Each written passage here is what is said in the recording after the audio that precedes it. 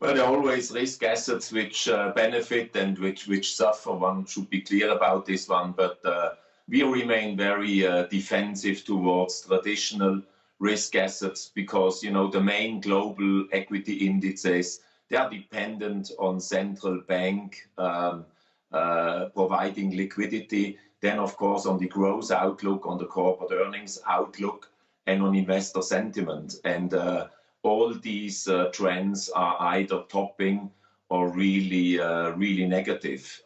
And depending on the war development, inflation will be persistent and even spiking. And central banks are very sharply focused on inflation, and they have been lagging behind. Therefore, I expect continued draining of liquidity, rising interest rates, rising inflation rates.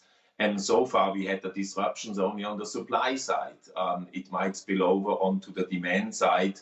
But again, that's depending on the developments in the war in Ukraine. And that can be expected to be prolonged in any case. And here it's about winning the war and not only the individual battles. Beat, your thoughts on the voting we've seen in France so far? Looking through your latest notes, you make the point that the importance of the French presidential election cannot be overstated. Why is it so important? And from a market perspective, how do you think investors should be preparing from here? Well, absolutely. We live an era right now of fractious geopolitics and big shifts in geoeconomics. And a lot of the global challenges, be security, be climate change, energy transition, COVID, can only be solved with global answers. And here, in the election battleground of France, it's about this regional, European, and global values system answers against very narrowly defined national interest, which cannot be the answer.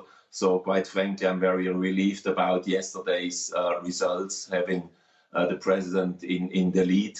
But, you know, I just hope that President Macron understands that he will be elected in 2 weeks by the French people, not by anybody else, and that he really gears up to communicate and to campaign, because the repercussions for Europe, the security, the economic architecture, would be really disastrous if Marine Le Pen would win here, which I don't expect.